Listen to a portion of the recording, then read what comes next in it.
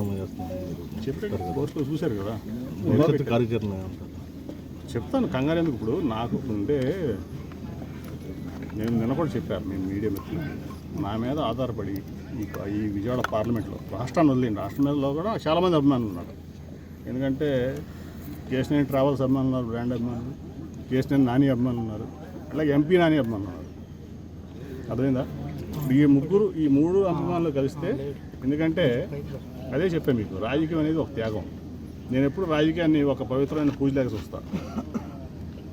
రాజకీయంలో ప్రజాసేవ నిస్వార్థంగా చేయాలంటే చాలా త్యాగం అవసరం. ఇప్పుడు మొండితో జగన్మోహన్ అన్నాడు, ఆయన పల్మనాలజిస్ట్. మన కరోనాలో కొన్ని వందల కోట్లు సంపాదించారు ఒక పల్మనాలజిస్టు ఈ దేశంలో. నాకు తెలుసు ఈయన కరప్షన్ చేయాల్సిన పని లేదు. ఆయన ప్రాక్టీస్ అయిన సరిగ్గా చేసుకుంటే ఈయన కుటుంబం 100 తరాల సరిపడా సంపాదించగలడు. ఈయన ఓన్లీ ప్రాక్టీస్తో అవినీతి చేయకుండా. ఎందుకు వచ్చాడు? ఎందుకు మనం ఒకళ్ళ మీద అనంతరం బతుకుతున్నాం? తప్పది. దొంగే అందరినీ దొంగ అంటూ ఉంటాడు. కాబట్టి నేను అనేది ఏంటంటే ఈ అభిమానులందరితో మాట్లాడాలి. నేను 2 సార్లు ఎంపీ చేశా, నాకు 3వ సారి ఎంపీ చేసినా, 30 సార్లు ఎంపీ చేసినా మాజీ ఎంపీని ఏదో రోజు. నేను ఇవాళ పనిచేసేది ఏంటంటే గత 2.5 ఏళ్ళ క్రితమే చెప్పాను మా వాళ్ళందరికీ, నేను విరామం తీసుకుంటాను ఇంకా ఈ టర్మ్ తర్వాత. అంటే మా వాళ్ళు ఎవరు ఒప్పుకోలే. నాకు నచ్చట్లేదు కొన్ని పరిస్థితులు. ఇప్పుడు నేను కూడా మీ మీడియా మిత్రులు అడిగా, ఏమని అడిగారు, మీరు వైసీపీ ఎమ్మెల్యేల దాంట్లోకి ఎందుకు వెళ్తున్నారు, అందుకే మీ అధినేత కోపం వచ్చింది అన్నారు. అంటే నిన్న అదే చెప్పాను, రేవంత్ రెడ్డి గారును ప్రధానమంత్రి గారు మనం కలిశారు, మరి ఈయన కాంగ్రెస్లో చేస్తున్నాడా, ఆయన బీజేపీలో చేస్తున్నాడా? చాలామంది కేంద్ర మంత్రులు వస్తారు, అన్ని పార్టీలకు కలుస్తాం, లేకపోతే కొన్నిసార్లు మేము వెళ్తే కేంద్ర మంత్రులు కలుస్తాం, ఇక్కడ నుంచి ఏ పార్టీ అయినా. సో నిన్న పొద్దున కూడా చూశాను ఈ నెలలో, ఎక్కడ మొన్న అనుకుంటా, ఎక్కడ వైసీపీ ఎమ్మెల్యేతో కలిసి ప్రారంభోత్సవంలో పాల్గొనే ఎంపీ కేశినేని అని అనుకుంటున్నా. నిన్న గుర్తురాట్లే నాకు. సరే, నేను అనేది ఏంటంటే ఆ రోడ్డు PMGSY రోడ్డు నేను కేంద్రం నుంచి శాంక్షన్ చేయించా ఎమ్మెల్యే గారి రిక్వెస్ట్ మీద. అలాగే ఇక్కడ రిక్వెస్ట్ మీద, ఎమ్మెల్యే గారి రిక్వెస్ట్ మీద నేను రోడ్లు ఇస్తున్నాను. ఇప్పుడు 10 కోట్లు ఇచ్చాము ఈ నియోజకవర్గానికి, ఓన్లీ ఎంపీ నిధులు. ఇంకా కావాలంటే ఇప్పుడు మీరు చూసారు నందిగామ ఫ్లైఓవర్ కానీ, కంకించర్ల ఫ్లైఓవర్ కానీ, మీరు ఏదైనా చేసుకోవచ్చు. మళ్ళీ అట్లాగే మొన్న మీకు అప్పుడు ఫ్లడ్ వచ్చినప్పుడు వసంత నాయక్ గారు ఫోన్ చేస్తే అప్పటికప్పుడు గడ్కరీ గారితో మాట్లాడి అక్కడ కొంచెం శాంక్షన్ చేయించారు. దానికి కూడా DPR అడిగారు, అది కూడా రెడీ అయింది, అది కూడా చేసేస్తాం. సో నా స్థాయిలో ఎంపీగా నేను కేంద్రంలో, ఎమ్మెల్యే గారి స్థాయిలో రాష్ట్రంలో ఆయన, ఈ ప్రాంత అభివృద్ధికి మేము కట్టుబడి ఉంటాం. గ్రామంలో మన చంద్రపాడు మండలం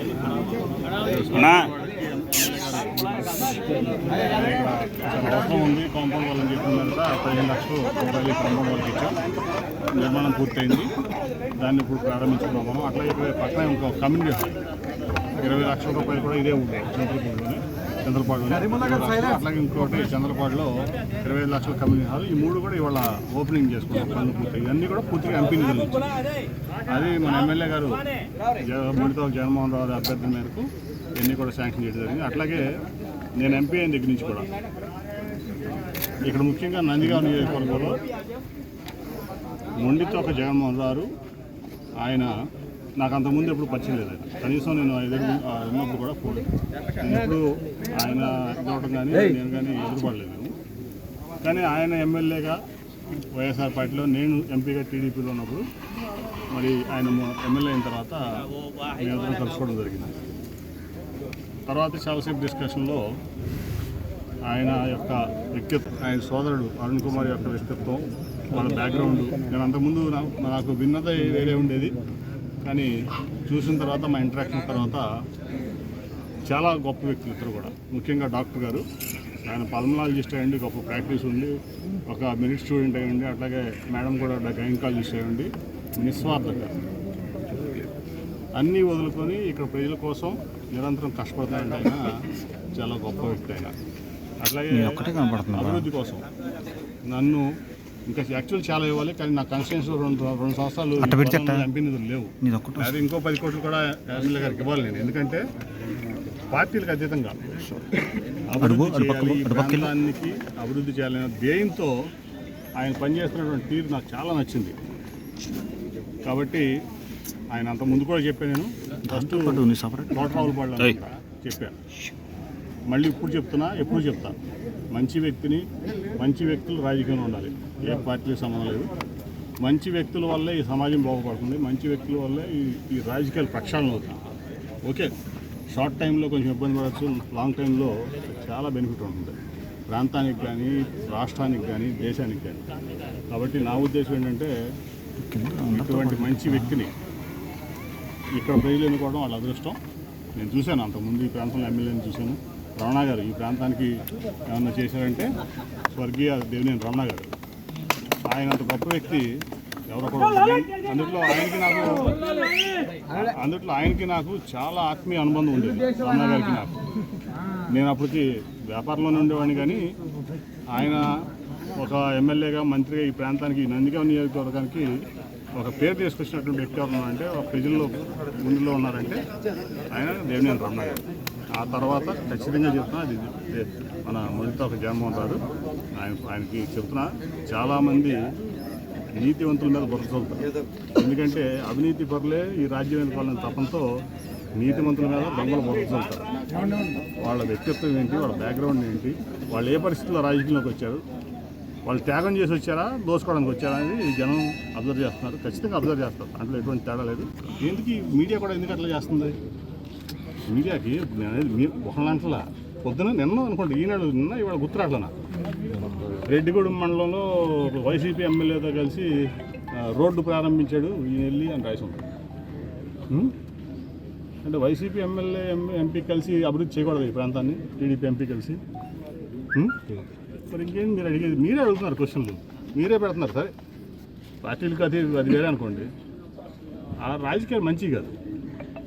సార్, చంద్రబాబు అరెస్ట్ సమయంలో మొత్తం మీరే వెన్నంటే ఉండారు, కానీ విజయవాడలో లోకేష్ పాదయాత్ర కానీ, నిన్న తిరువురు సభకు కానీ మీకు బాధ్యతలు అప్పచెప్పారు. నేను అనేది ఏంటంటే, నేను ఎవరిని తప్పట్లేదు, చంద్రబాబు గారిని తప్పట్టను, పార్టీని తప్పట్లేదు. ఎందుకంటే చూడండి, పార్టీస్కి వాళ్ళు పార్టీని నడపాలి, పార్టీ అధికారంలోకి వచ్చేటట్టు వాళ్ళు రకరకాలైన స్ట్రాటజీస్ ఉంటాయి, అట్లాగే రకరకాలైనటువంటి నిర్ణయాలు తీసుకుంటారు. సో దాంట్లో భాగం. కాకపోతే ఏంటంటే ఇక్కడ నా విషయంలో ఇక్కడ కొన్ని వేల మంది నా మీద ఆధారపడి ఉన్నారు, నా వెంటున్నారు. సో నేను అందుకే ఇప్పుడు అంటే ఒకసారి నేను వద్దనుకుంది పార్టీ, చంద్రబాబు గారు నన్ను పొమ్మన్నారు, ఇంకా నేను ఉండటం అనేది కరెక్ట్ కాదు, మంచిది కాదు, మంచి పరిణామం. అందుకని ముందు వెళ్ళి స్పీకర్ గారి అపాయింట్మెంట్ పెట్టాం, ముందు వెళ్ళి స్పీకర్ గారిని అడుగుతాం, స్పీకర్ గారిని రాజీనామా చేస్తాం, ఆయనతో అదే రోజు ఆమోదింపు చేసుకుని అప్పుడు పార్టీకి రాజీనామా చేస్తాం. ఎందుకంటే పార్టీకి ఎంపీ పదవి ఉండగా పార్టీ వదిలేసని చెప్పకూడదు, ఇంకో పార్టీకి వెళ్ళకూడదు, లేదా ఇంకో నిర్ణయం తీసుకోకూడదు. కాబట్టి అదే సోషల్ మీడియాలో పెట్టారు. ఐ థింక్ సెల్ఫ్ ఎక్స్ప్లెనేటరీ కదా ఇది, అన్ని అర్థాలు దాంట్లోనే ఉన్నాయి. సార్ నెక్స్ట్ ఫ్యూచర్ ఏంటి సార్? నాని గారి ఫ్యూచర్ ఏంటి చెప్తారు? నేను నాకు తెలుసు కదా, నేను చెప్తాను. ఇప్పుడు నేను ఏది చేసినా వెరీ ట్రాన్స్పరెంట్గా చేస్తున్నా, అర్థమైందా? ఎప్పుడే నిర్ణయం తీసుకున్నా పొద్దున్నే తెల్లవారున 4:30కి పోస్ట్ ఉంటుంది, చూసి దాన్ని మీరు చేసుకోండి, అంతేగాని పద్దాక క్వశ్చన్ అడగదు. చెప్పాలని చెప్పే కదా, దాంట్లో వెరీ క్లియర్గా ఉంది. వెళ్ళి లోక్సభ స్పీకర్ గారు అపాయింట్మెంట్ అడిగి ఆయన అపాయింట్మెంట్ ఇవ్వగానే లోక్సభకు రాజీనామా చేసి ఆ తర్వాత పార్టీకి రాజీనామా చేస్తాను. ఆ తర్వాత మా వాళ్ళందరితో కూర్చుని వాళ్ళందరూ ఏ నిర్ణయం తీసుకుంటే వాళ్ళకి ఫాలో అవుతుంది. నా సొంత నిర్ణయం లేదు దీంట్లో. మా వాళ్ళందరూ ఏం చేయమంటే, ఇప్పుడు 4 రోడ్లు ఉంటాయి, ఏ రోడ్లోంచి వెళ్దామంటే డెస్టినేషన్కి మా వాళ్ళు ఏది నిర్ణయిస్తే మా వాళ్ళంతా కలిసి, ఎందుకంటే అందరిని క్యారీ చేయాలి కదా, నేను నా ఒక్క నిర్ణయం కాదు కదా. నేను